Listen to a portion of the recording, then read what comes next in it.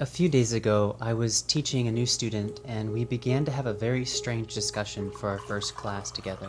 The student was a Chinese female studying for her master's degree in an international school in Europe. She told me, kind of out of nowhere, that one of her favorite things to do was to talk about culture with the other girls in her cohort, and they would often talk about the different ways that women experience violence in their home countries.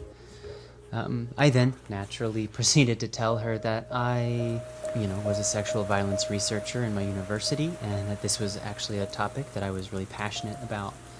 And then this strange kind of look of confusion came across her face, and she literally said, "But why would you care about that stuff? You're a man, you have the power, and you are not oppressed." I was taken back by this statement. I mean, had this woman never met a man that was empathetic to the challenges that she faces as a woman?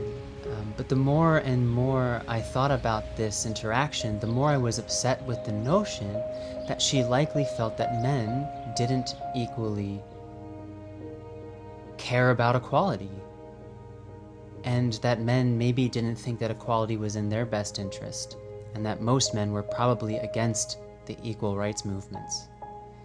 I was disheartened to literally hear that I was the first man that she had met that gave a shit.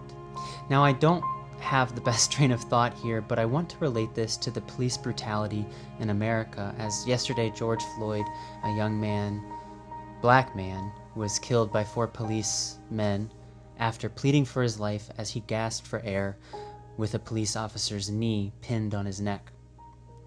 I don't need to be a black man to be outraged. I don't need to be a man to feel that these acts are profoundly unjust. We should be united as humans because our similarities far outweigh our differences. So when I hear that a student of mine is meeting a man that cares about the health and safety of women for the first time, I am stunned.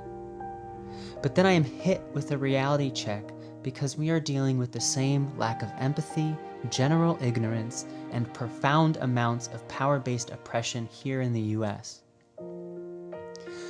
So I want to leave you with this. Just because you don't feel threatened doesn't mean others feel the same. Just because you enjoy late-night walks doesn't mean everyone does. And just because you don't see women being abused doesn't mean it's not happening. As I have stated in a recent video, abuse is only rising as a result of this pandemic.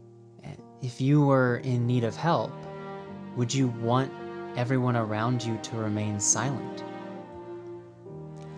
I hope that you are all staying active in your communities and taking care of each other.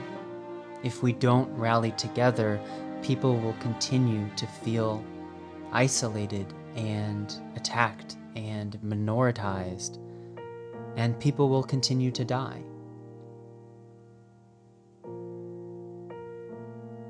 I ask now that you start to take things seriously.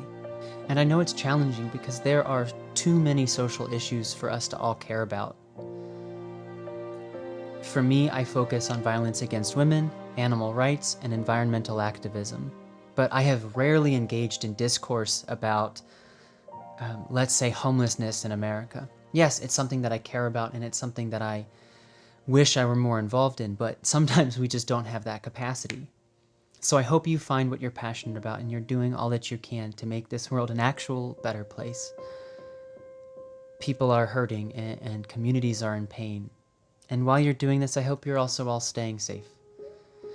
Do your best to have a good weekend and stay strong. And if you know of anybody that might need some support, please remember that just reaching out and saying hello can mean a world of difference. Take care, everyone.